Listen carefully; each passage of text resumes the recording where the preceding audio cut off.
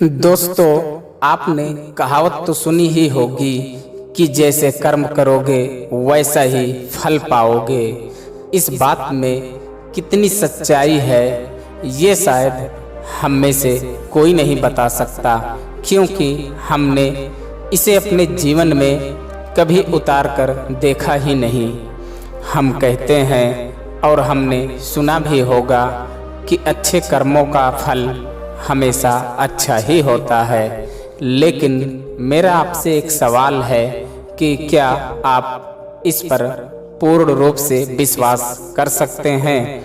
लेकिन एक बार के लिए जरा ये सोचें कि आप एक प्रयोग के माध्यम से ये समझ लेते हैं कि कर्मों का फल कैसे मिलता है, तो शायद आपकी सारी शंकाएं हमेशा के लिए खत्म हो जाए।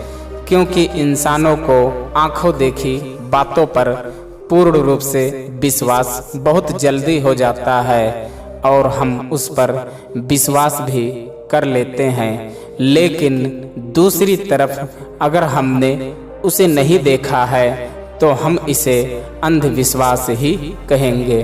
तो आज की ये कहानी हमें कुछ ऐसा ही ज्ञान देने वाली है।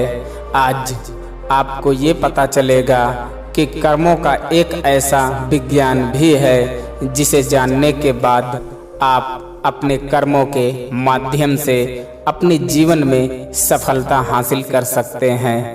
आपका दिमाग भी यह मानने पर विवश हो जाएगा कि कर्मों का फल अवश्य मिलता है। इस कहानी को शुरू करने से पहले मेरी आप लोगों से छोटी सी एक विनती है। यदि आप हमारे चैनल पर नए हैं तो चैनल को सब्सक्राइब और बेल को जरूर दबा दीजिएगा।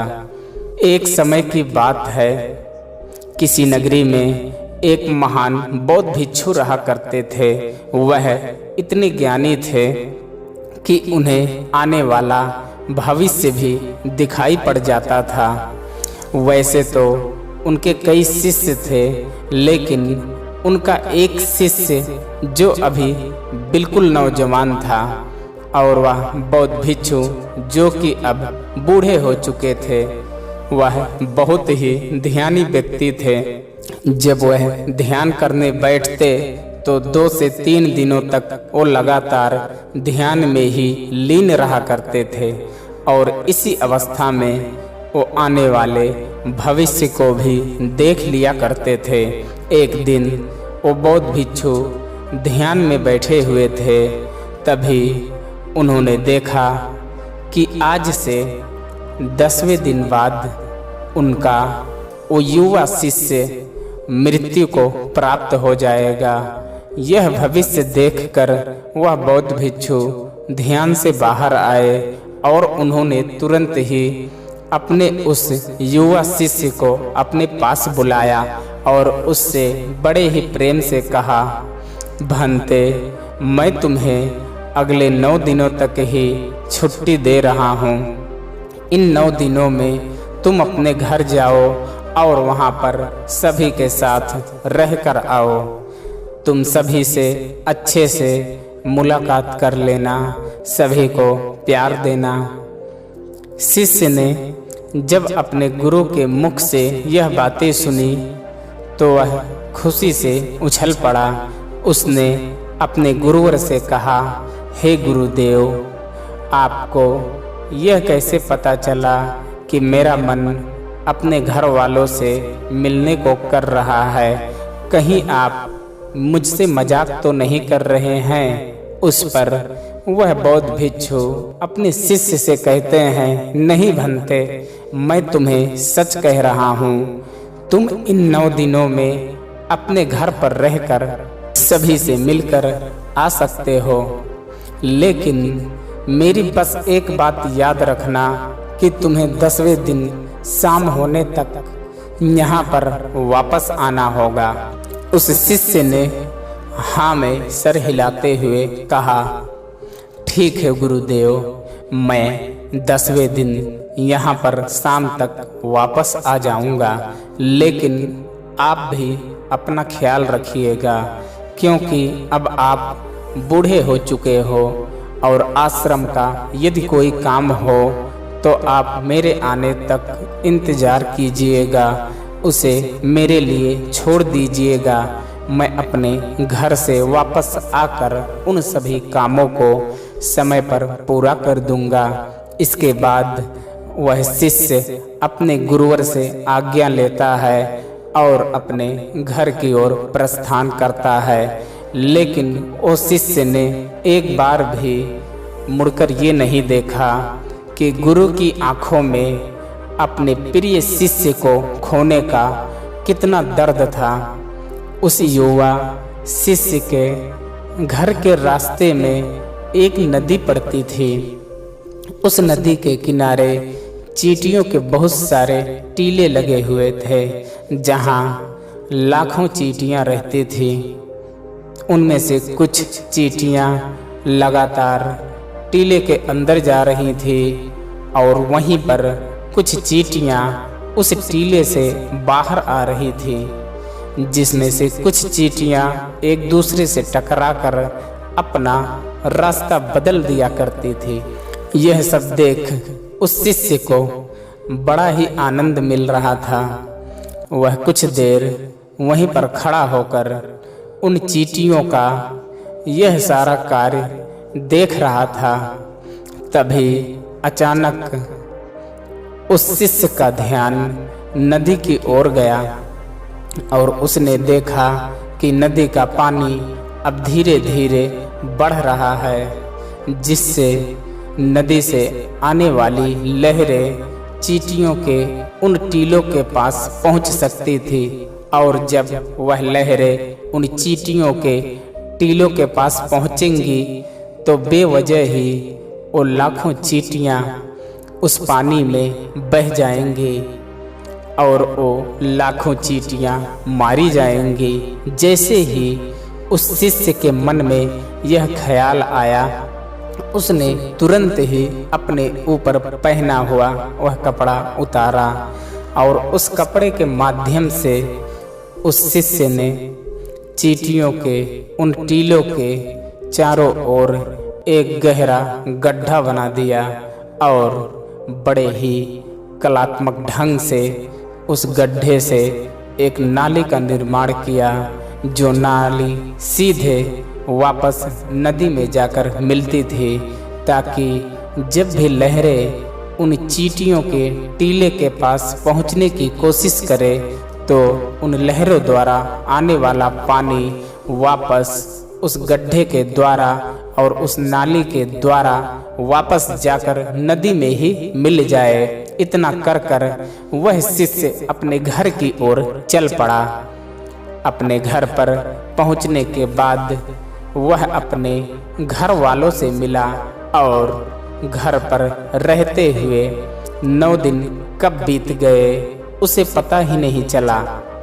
और तभी उसे याद आया कि उसे कल तक वापस गुरु के आश्रम में लौटना होगा, जैसा कि उसके गुरुवर ने उसे आदेश दिया था। उसने अगली सुबह ही आश्रम के लिए लौटने की तैयारी शुरू कर दी और जैसे ही सूरज की रोशनी दिखाई देने लगी वह आश्रम की ओर निकल पड़ा। उसे उम्मीद थी कि शाम तक वह आश्रम पहुंच जाएगा। धीरे धीरे चलते चलते शाम हो चुकी थी। यहाँ गुरुदेव आश्रम में बैठे बैठे ये सोच रहे थे कि आज तो 10वां दिन है और जैसा कि मैंने उसका भविष्य देखा था कि 10वें दिन वह मृत्यु को प्राप्त हो जाएगा। अब तक शायद वह मृत्यु को प्राप्त हो चुका होगा। इस बात को लेकर वह बहुत दुखी थे। वे मरने से पहले आखिरी बार अपने उस प्रिय शिष्य को देखना चाहते थे। वह यह सोच ही रहे थे कि कम से कम आखिरी बार ही सही मैंने अपने प्रिय शिष्य का मुख तो देख लिया होता। वह इसी चिंता में बैठे हुए थे और वह यह सब सोच रहे थे। तभी अचानक दूर से उन्हें कोई आता हुआ दिखाई पड़ा। उन्होंने बड़े ही गौर से देखने की कोशिश की और जब उन्होंने देखा तो वे चौंक गए। उन्हें ये पता चल चुका था कि उनका शिष्य आश्रम वापस आ रहा है। गुरु से रहा नहीं गया। वे तुरंत अपने आसन से उठे और दौड़कर जाकर अपने उस शिष्य को गले से लगा लिया। लेकिन अभी भी वह अचंभित थे कि आज 10वां दिन होने के बावजूद भी उनका शिष्य जीवित कैसे है। वह यह सब कुछ जानना चाहते थे कि उनका देखा हुआ भविष्य कैसे गलत हो गया। उन्होंने अपने शिष्य से कहा कि जब तुम यहाँ से गए थे तो इन 10 दिनों में तुमने क्या क्या किया, मुझे बताओ। तब शिष्य ने चींटियों वाली वो कहानी अपने गुरुवर को सुनाई। कहानी सुनते ही उन गुरुवर को यह समझ में आ चुका था कि उनके शिष्य ने उन लाखों चींटियों की जान बचाई थी और इसी नेक काम के परिणाम स्वरूप उनके शिष्य को एक लंबा और खुशहाल भरा जीवन प्राप्त हुआ है। अपने प्रिय शिष्य के मुख से इन सारी बातों को सुनने के बाद गुरुवर के मुख से अनायास ही निकल पड़ा, कर्म लौटकर अवश्य आता है। शिष्य ने गुरु की इस बात को सुना, लेकिन वह इस बात को समझ नहीं पाया।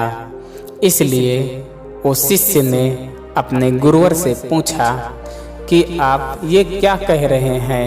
तब उन गुरुवर ने अपने उस शिष्य को वह सारी बातें बता दी जो उन्होंने ध्यान में बैठे हुए देखी थी। जब शिष्य ने वह सारी बातें सुनी तो उसके मन में एक सवाल जगा।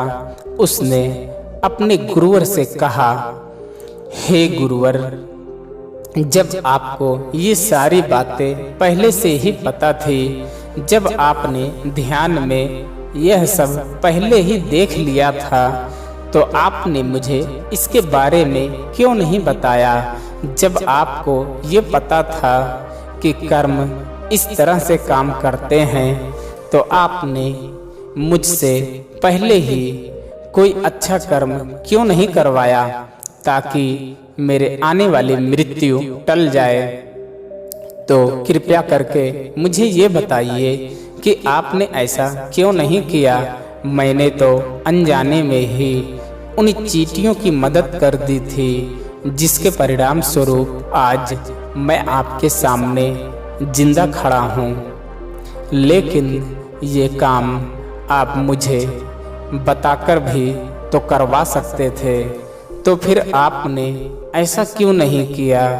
इसके पीछे का क्या कारण है।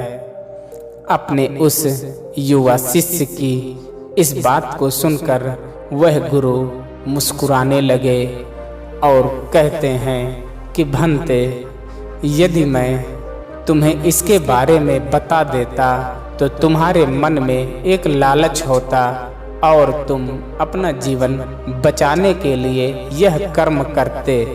लेकिन कर्म का असली अर्थ यह नहीं है, बल्कि जब हम किसी भी कर्म को बिना किसी लालच के, बिना कुछ पाने के स्वार्थ के करते हैं, उसी को असली कर्म कहा जाता है। जिसके कर्म में तुम्हारी कोई भी इच्छा जुड़ी नहीं होती है। ऐसे काम बिना किसी इच्छा के किए जाते हैं और ऐसे ही कर्म फलीभूत होते हैं और इन्हीं को असली कर्म कहा जाता है।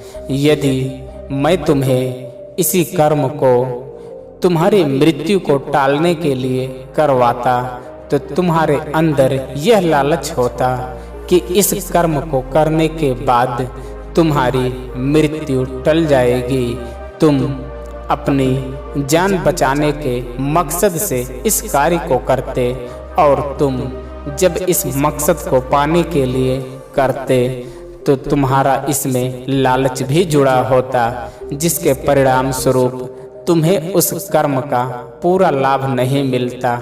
हम इंसानों के कर्मों का एक छोटा सा सिद्धांत है कि किसी भी कर्म को यदि आप बिना लालच के, बिना स्वार्थ के करते हैं तो वही असली कर्म कहलाता है।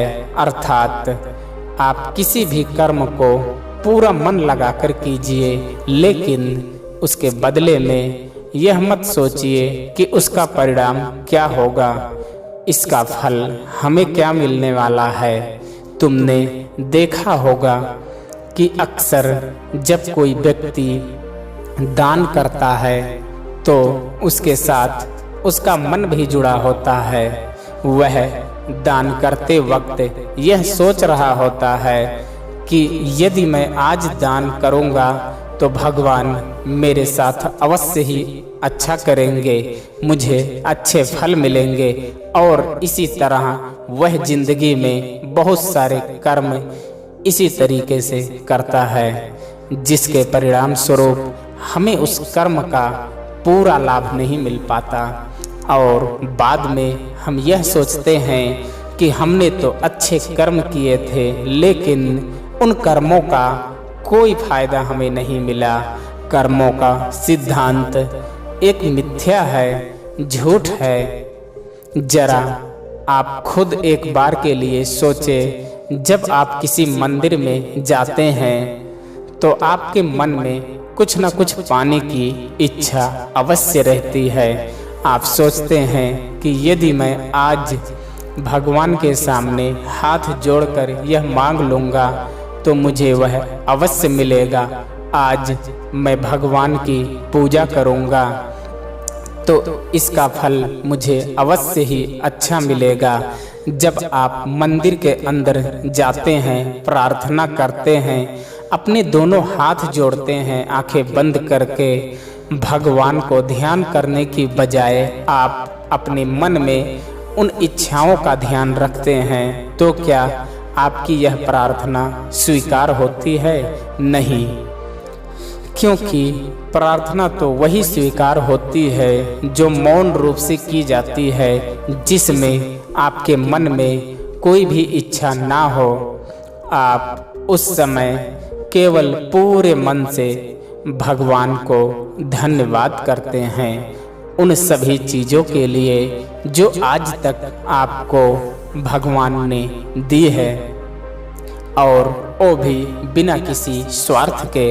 वैसे ही प्रार्थनाएं स्वीकार होती है। जब आप मंदिर में जाएं तो आपको एक भिखारी नहीं बल्कि एक राजा की तरह जाना चाहिए, ताकि आपके पास, आपके मन को यह लगे कि आपके पास वो सब कुछ है जो आपको भगवान ने दिया है, और उसके लिए आपको भगवान का धन्यवाद करना चाहिए।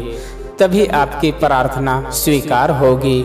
लेकिन ऐसा करना भी थोड़ा सा मुश्किल है, क्योंकि जब भी हम कोई भी कार्य करने की कोशिश करते हैं तो सबसे पहले हमारे मन में उसके फल की चिंता अवश्य होती है। आपके मन में यह सवाल भी अवश्य आएगा कि मैं ऐसा क्या काम करूं जिससे मैं अपना मनचाहा फल प्राप्त कर सकूं। इसलिए जब भी आप भगवान को ध्यान कर रहे हों तब अपने मन में कोई इच्छा ना रखें। अपने मन को मौन बनाने की कोशिश करें, अपने मन को शांत बनाएं और वर्तमान में रहकर बिना भविष्य की चिंता किए बस कर्म करते जाइए।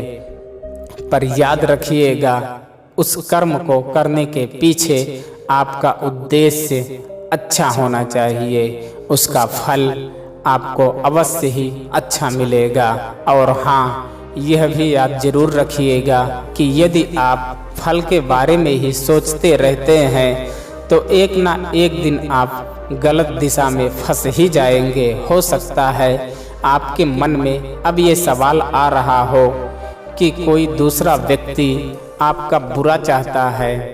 तो दोस्तों, यहाँ पर भगवत गीता में भगवान श्री कृष्ण ने कहा है कि कोई हमारा बुरा करना चाहता है तो यह उसके कर्मों में लिखा जाएगा।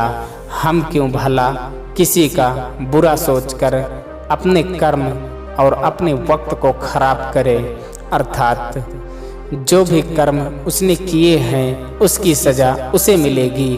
आप अच्छी सोच रखिए, अच्छा उद्देश्य रखिए और अपने कर्म को करते जाइए, क्योंकि दोस्तों कर्म ही वो फसल है जिसे इंसान को हर हालत में काटना ही पड़ता है। इसलिए हमेशा अच्छे बीज बोए ताकि फसल भी अच्छी हो। उम्मीद है कि आपने इस वीडियो से कुछ ना कुछ जरूर सीखा होगा। तो आज के इस वीडियो को लाइक और अपने दोस्तों के पास शेयर जरूर करिएगा और हमें ऐसे ही सपोर्ट करने के लिए चैनल को जरूर सब्सक्राइब कर लीजिए और उस घंटी को जरूर दबाई दीजिए।